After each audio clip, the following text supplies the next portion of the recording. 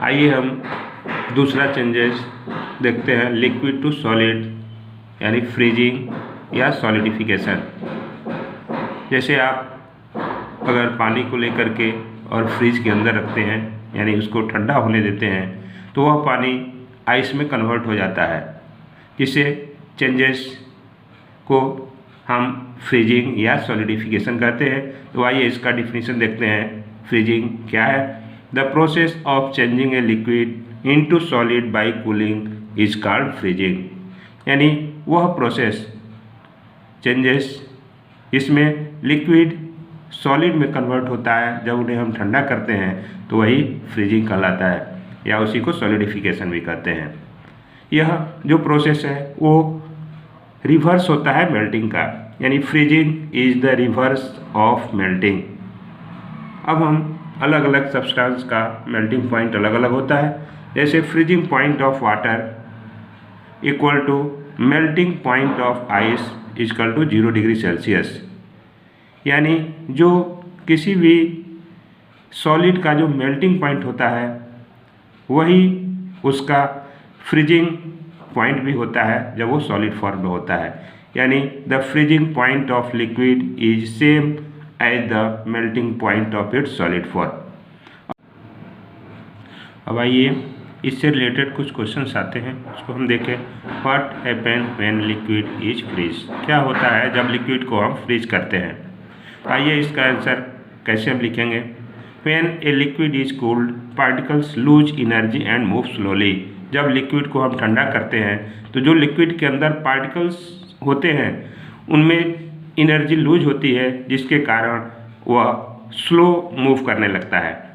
अब eight freezing point यानी जो फ्रीजिंग पॉइंट टेम्परेचर होता है, पार्टिकल्स स्टॉप मूविंग, जिसके कारण जो पार्टिकल्स मूव करते हैं वो धीरे धीरे स्टॉप होने लगते हैं और vibrate about a fix position, और एक खास पोजीशन पे वाइब्रेट करने लगते हैं। इस प्रकार liquid फ्रीजेज and become a solid. इस तरह से लिक्विड फ्रीज होकर के और सॉलिड में कन्वर्ट हो जाता है।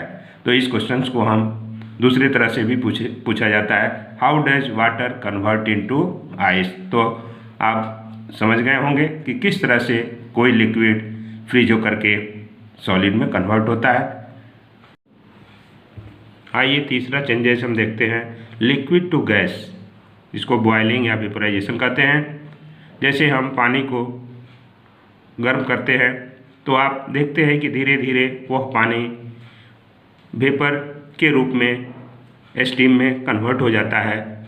यानी यह प्रोसेस लिक्विड वाटर, जो लिक्विड है वो वाटर वेपर यानी गैस में चेंज होता है हीटिंग के कारण। इसको हम कैसे डिफाइन करेंगे? बॉइलिंग और vaporisation, the process in which a liquid substance change into a gas rapidly on heating. यानी वह प्रोसेस जिसमें कोई लिक्विड सब्सटेंस तेज़ी से गैस में कन्वर्ट होता है जब उन्हें हम गर्म करते हैं।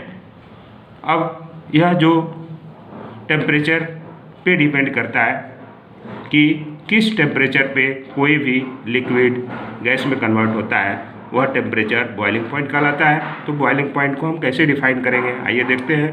The temperature at which a liquid boils and changes into a gas at atmospheric pressure is called boiling point of a liquid. यानी वह टेम्परेचर जिस पे लिक्विड बॉयल होना शुरू हो और वह बॉयल होकर के गैस में एटमॉस्फेरिक प्रेशर पे कन्वर्ट हो जाए, वह बॉइलिंग पॉइंट लिक्विड का कहलाता है। जैसे बॉइलिंग पॉइंट ऑफ वाटर, यानी 100 डिग्री सेल्सियस वाटर का बॉइलिंग पॉइंट होता है। यानी इस टेम्परेचर पे 100 डिग्री टेम्परेचर पे ये पानी बॉयल होना शुरू हो जाता है। ठीक उसी तरह से दूसरा example, boiling point of alcohol 78 degree Celsius है। तो इस तरह से लिक्विड का बॉइलिंग पॉइंट अलग अलग होता है।